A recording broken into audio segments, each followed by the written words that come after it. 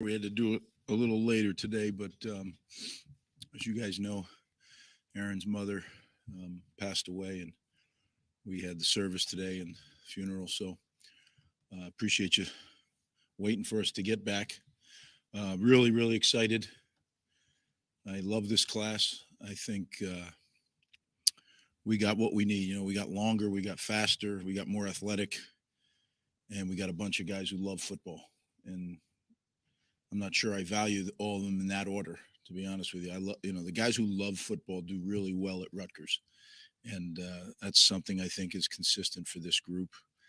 Um, Most of all, we have a group that wants to be part of what we're building. They can see what we're building, they understand the culture, and they're a good cultural fit. So um, I think this is 2 years in a row. Last year's class, I felt very, very much the same, and just really excited.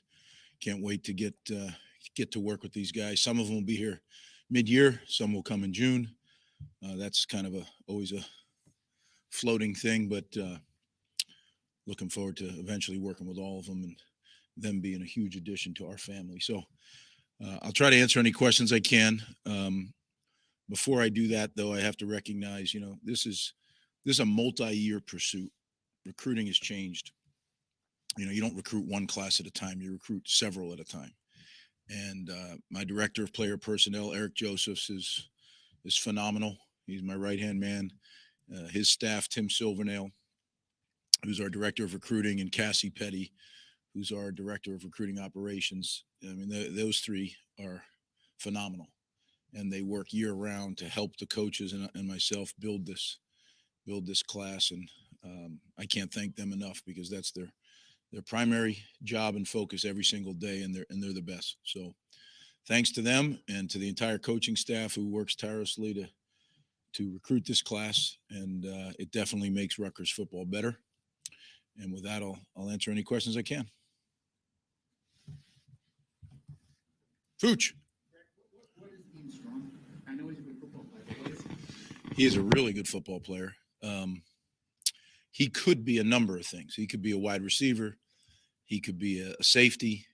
Depending how much bigger he gets, he could even grow into something else. But I believe he's going to be a really good safety. But why pigeonhole him? He's a good enough athlete to do several things.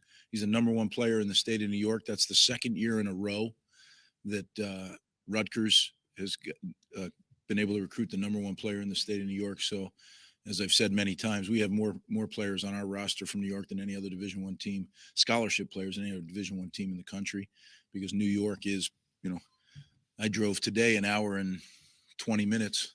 I can be in Staten Island in 20 minutes. So New York is certainly a huge part of what we do. Greg picked up a quarterback late in the Johnny Shepard. Can you talk a little bit about him? What endeared you to him, or him to you? Yeah, he caught my eye. I get confused now. When I was out, I was out. I think it was a bye week, and I went by the school. They had a corner that we really liked, and I saw him, and he caught my eye. So we kept following him, and Eric kept showing me every week his games, and I just loved the way he played, his temperament, the way he led his team. He's a winner. I mean, the guy wins at everything he does, and I finally at the end I just said, I want that guy on our team. So look forward to coaching him. How important has it been to kind of go back down there and have success, and how much do you feel like you've made progress going back down there and kind of bring guys? Well, Florida has always been an important part of our recruiting strategy. First time around and in the second time around. It's hugely important. I think we got some really fine players and really good people, guys who, see what we're building and want to be part of it, see what our culture is and want to be part of it. That's the most important thing. And, nowadays with all the social media and all the, technology, the world has shrunk. So it's even more convenient than it was last go around. But, I told you the story. When I went to coach at the University of Miami in 99 and 2000, I fell in love with Florida football. They play it year round. They practice, 15 or 20 practices in the spring. I know a lot of people down there. Our coaches know a lot of people, so it's really a natural fit for us to emphasize recruiting in Florida. And there's so many flights from basically every part of Florida to the New York area. So it's pretty good natural fit. Coach, I know you're a social media savant, but That's an understatement. yeah, I know you guys put out these videos with Scott Hansen from the Red Zone. It kind of made this big splash. So I'm curious if that was a paid partnership and how that came about, Yeah. and did you like the outcome of it? I guess. I thought it was a great idea.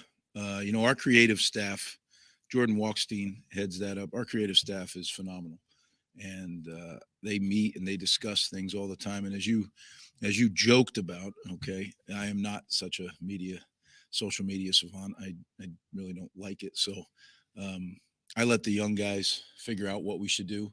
They thought it would be a great idea, and I agreed with them.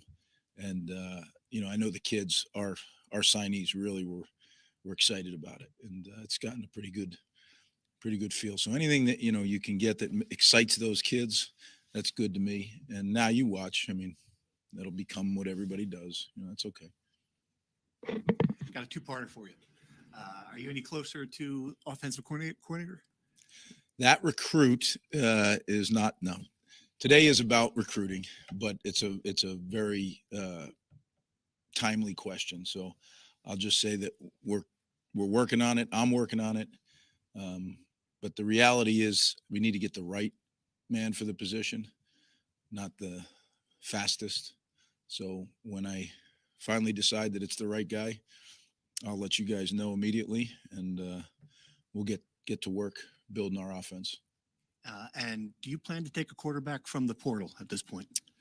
Well, any position, quarterback obviously is the most important position in football, maybe in all of sport. But if we have a guy, whether it's the portal or in high school, if we have a guy that I think can make our team better, we're going to recruit him. But it has to be a fit. It has to be all those things. So we've looked at every single quarterback that's come into the portal, and we've evaluated them. So we're certainly looking at them all. But if I think it can make us better, we'll definitely recruit them. But that's on an individual basis, every single guy. But our office does an incredible job. Every player that enters the portal gets evaluated, and in a rather fast manner. So you can imagine when all those guys were flying into the portal, it was some late nights and some early mornings. Sometimes those ran together for that crew. But yeah, we'll evaluate everyone. If they make us better, we'll make a move on it. Just a really quick follow-up. I mean, so if you don't, then you'll add. If you don't, you'll go into next season with a very little experience at quarterback. I mean, Gavin played some this year. Obviously, he would be the starter. I mean, does that concern you, the level of competition you would have in that room? If you Well, it would be Gavin, it would be Evan, it would be a Johnny, and then it would be our walk-ons. We'd have three. My goal is to always have 4 scholarship quarterbacks. That's always been the way that we've done it. If you go way back, maybe you had 5, but that doesn't work anymore. The reality is guys don't hang around if they're in a 4 quarterback room. 2 of them usually leave. I'm really excited. You say there's not a lot of experience, probably not a lot of game experience, but Evan's been in this program for 3 years now, and he's played some games. And now with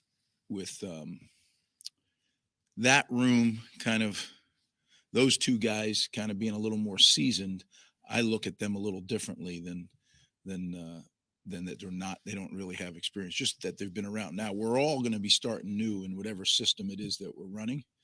So there'll be some of that learning curve anyway on the ramp up. But, you got to remember, look at some of the guys that have come to us through the portal. I mean, they've come as late as June and July. So there's several. Everybody wants to get excited about this window right now. There's going to be a lot of portal movement. You only have to be in by the 19th, right? And then there's another portal opening after the spring. I think there's going to be a lot of portal movement after the bowl games. I think this is a way of the future that, you're really just going to have to, if you think there's a beginning and then an end, I don't see it ever being an end. I think it just goes like this. And it's something very much like when I was in the National Football League. You have your pro personnel department, right, that constantly knows about everybody in the National Football League. Now, that's easier because there's only 1,696 active players in the league, but they also have to know about all the guys that are on practice squads, which is another 320. And then they have to know about the guys that are on the street. So it adds up quickly. I think college football is getting to be like that, and you have to be prepared. So, do we here kind of put a little bit more premium on the guys that are from this area that went away? Sure. If we're studying guys that possibly could go into the portal, you look at those guys. But you have to be prepared, because if you wait for every guy to show up in the portal, you're usually behind. Truth of the matter, you have to stay up. So we're evaluating all the time. It's become that, which again, I don't like when people say those are unintended consequences. Like, you have to be a fool to think they're unintended. I mean, what'd you think was going to happen? That people weren't going to evaluate people throughout college football? I mean, that would be silly to think that. If you think that any college coach that is trying to win would do that, then you don't really understand football. So, and the competitive nature of it. So it creates a lot more work, and it creates bigger and bigger staffs. Who's going to do it, right? People have to do it. So you don't want to get me started on what I think, because that would be a longer conversation than we have time. But yeah, things are a little messed up right now. Greg, going back to high school recruiting for this class. Thank you. I like it. Yeah. For the second year in a row, you took a guy that was predominantly a quarterback, but you're taking him as a wide receiver. Last year was Rochelle. This year is Nakun Jr. How do you evaluate these guys when most of their tape is predominantly playing quarterback?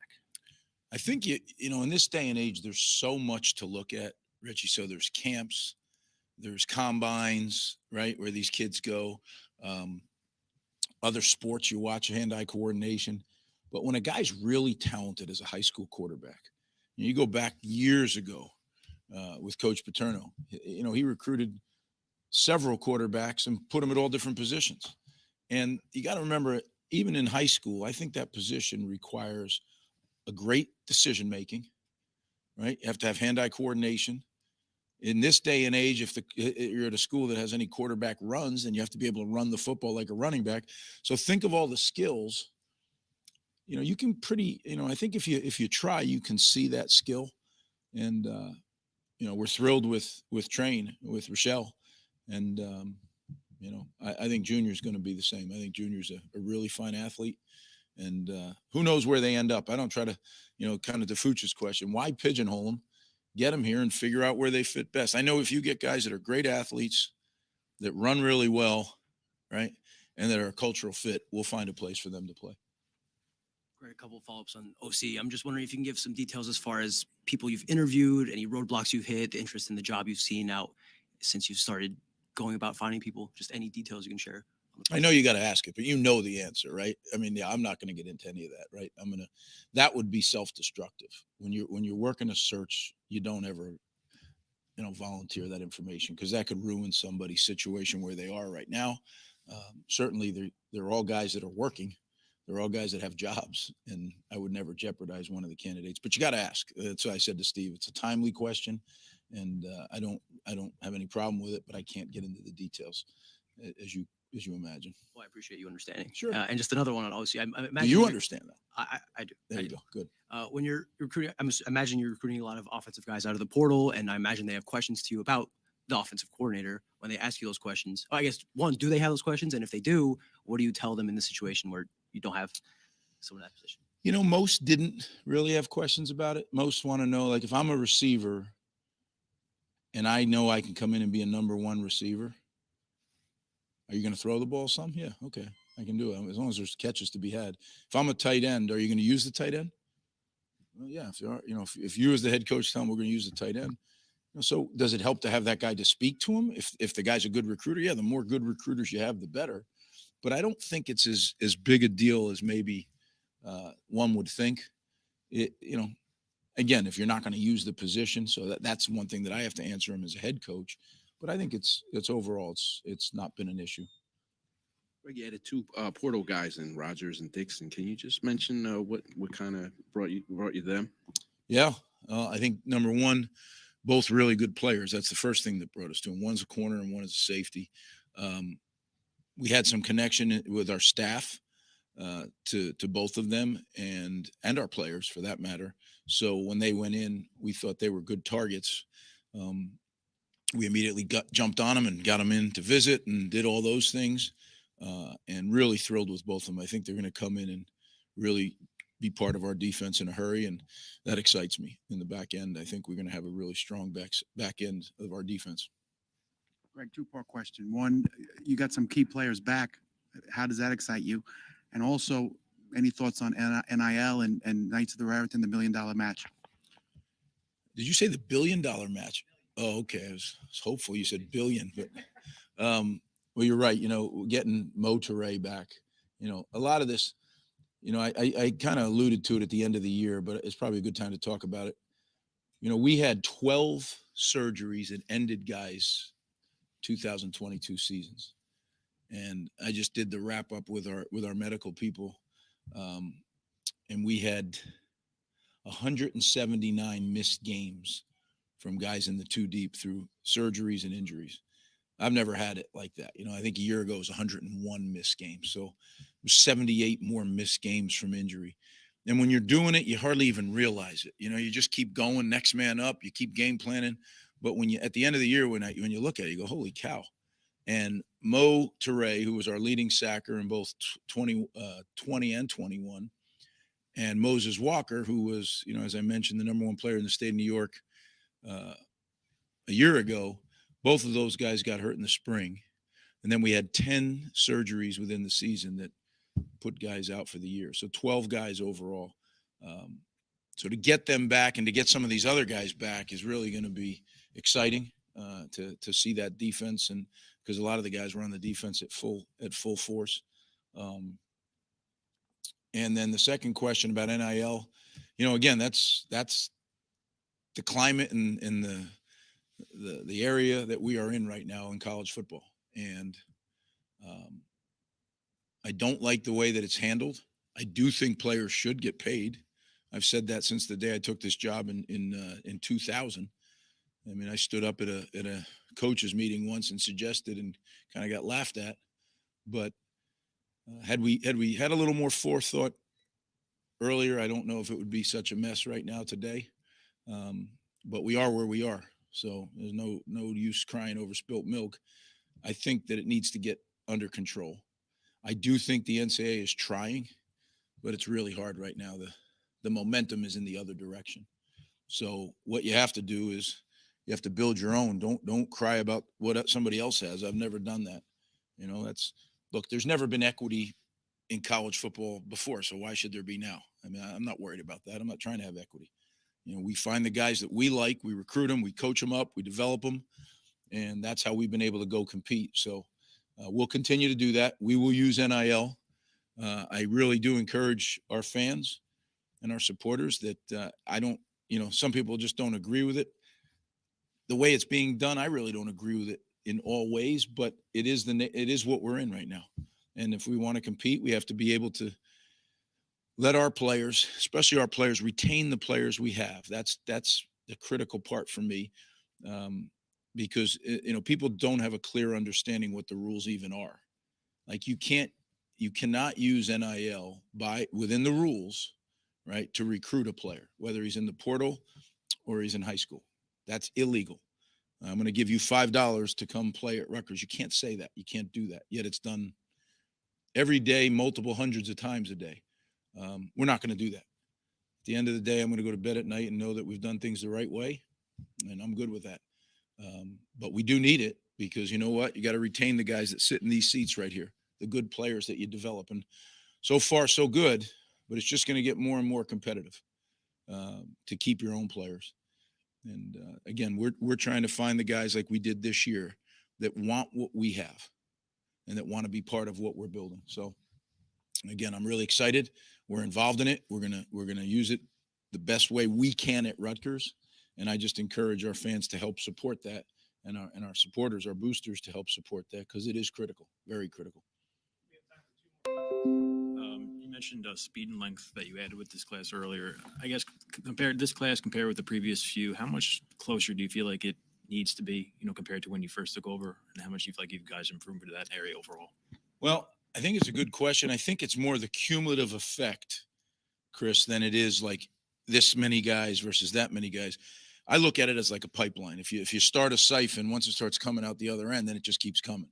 Well, that's where we are. We're trying to fill that pipeline so it starts pushing them out the other side. And now we have, play after play after player that has those skills when you look at them. An NFL scout said something to me. He stood there and watched all our guys come up the stairs and take to run. And he said, you can clearly see the guys as you came and your staff, you clearly made that a priority. And it is a priority because we play in, the Big Ten is called the Big Ten for a reason. It's not the Little 10. There's big people that play in this league. And when you look at the people we play, they're really, really big guys. And you have to have big people to play in this league. You touched on it on your NIL answer, but a number of college coaches in recent weeks have talked about poaching in college football. Washington State talked about it. Mac Brown at UNC talked about his quarterback. I guess I'll ask you directly. Have you heard any of your players, other programs reaching out to your players and attempting to poach them? I have. Yep. What are your... They're here. So we're fighting it off, right? But yeah, it's happening. I don't like standing up here and feeding the fire, so to speak. It's part of life right now. But it's a life that we made. So like anybody who wants to moan and groan about it, we could have avoided all this. We didn't do a good job, and it's our own fault. So you know what? Figure it out. As I tell our players a lot, you got to figure it out. Well, we as coaches got to figure it out. And that's what we're trying to do here at Rutgers. It's not easy. And there are people that have more resources in that area that and but let's be sure we're under the same understanding. This isn't new to college football, right? It's been going on forever. It's just different kind of mechanisms to do it now. So we're going to keep doing business the way we do it, and I feel confident that it may take a little longer, but we're going to get there. There's not one concern that we're not. We have really good people in this program. We made it even better finally today with this long process in recruiting this class. We'll have more additions, and we'll just keep moving forward. Thank you, Jimmy. I want to thank our fans. It was a great atmosphere out there. I want to thank our students. They were early, and they packed that student section. That was awesome. It means a lot to us. We want our players to feel that big-time feel, and we want what's best for them. We also want what's best for our fans. But along the way, you can make the game day experience so special for them and their families. With this whole boardwalk they got going and the Scarlet Walk. When we pulled up today, it was a different feel. And my hat's off to everyone who made that possible.